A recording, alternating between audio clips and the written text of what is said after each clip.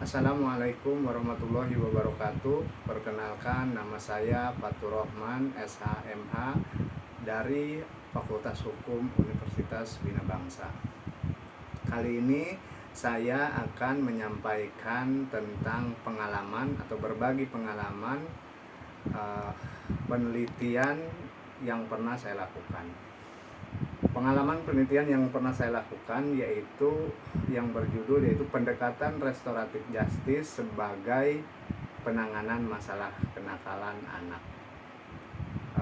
Judul ini diambil adalah bentuk kepedulian dan keprihatinan saya terutama terhadap anak-anak yang bersentuhan dengan hukum atau anak-anak yang berhadapan dengan hukum.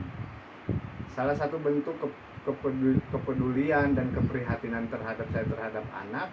Kenapa? Karena anak merupakan generasi penerus bangsa. Anak merupakan yang akan menentukan ke depan nasib bangsa, sehingga penanganan masalah kenakalan anak perlu diperhatikan secara khusus, perlu mendapatkan perhatian, perlu mendapatkan penanganan yang tentunya berbeda dengan penanganan orang dewasa.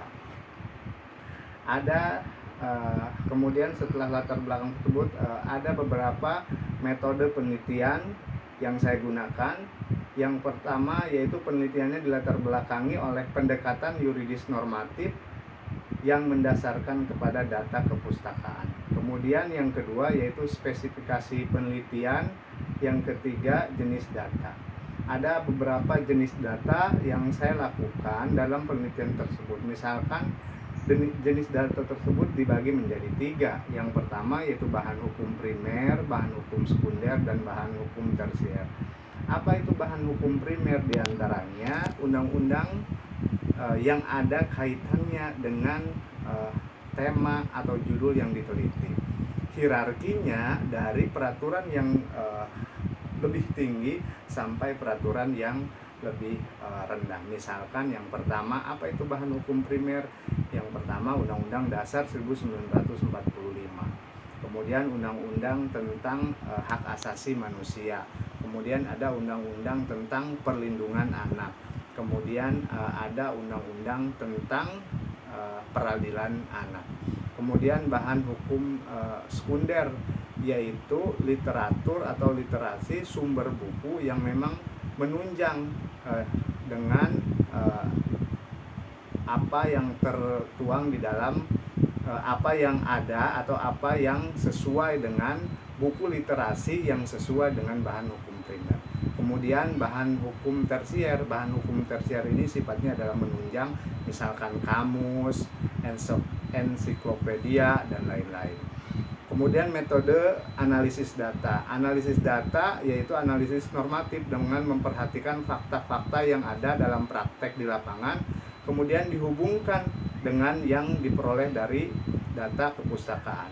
Dari analisis tersebut kemudian dapat diketahui alternatif apa yang tepat dalam penanganan masalah kenakalan anak.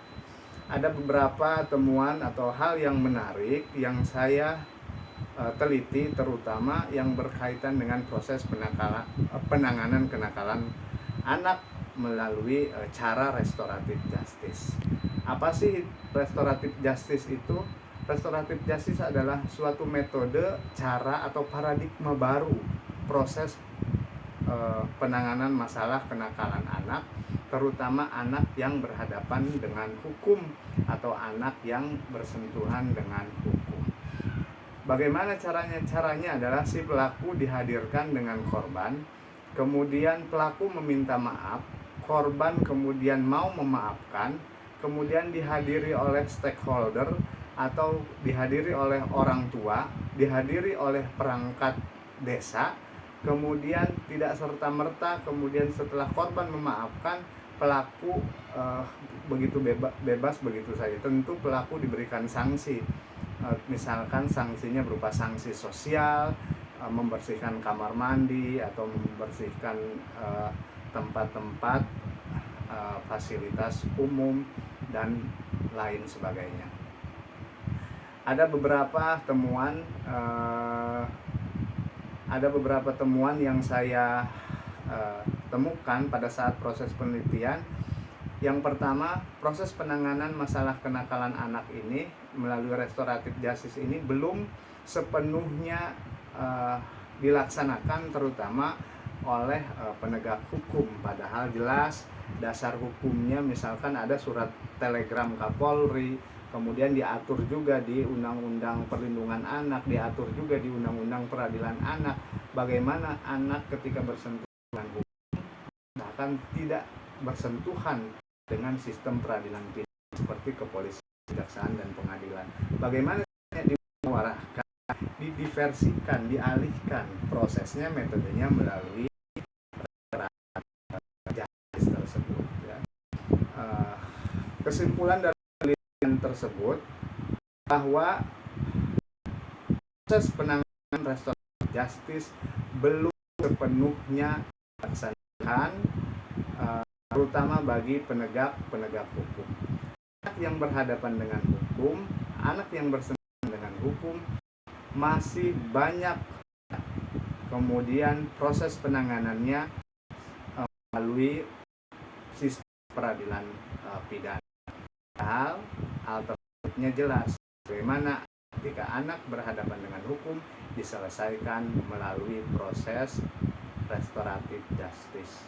Baik, saya mungkin itu saja yang bisa saya bagi pengalaman penelitian saya. Kurang lebihnya saya mohon maaf. Saya akhiri. Wassalamualaikum warahmatullahi wabarakatuh.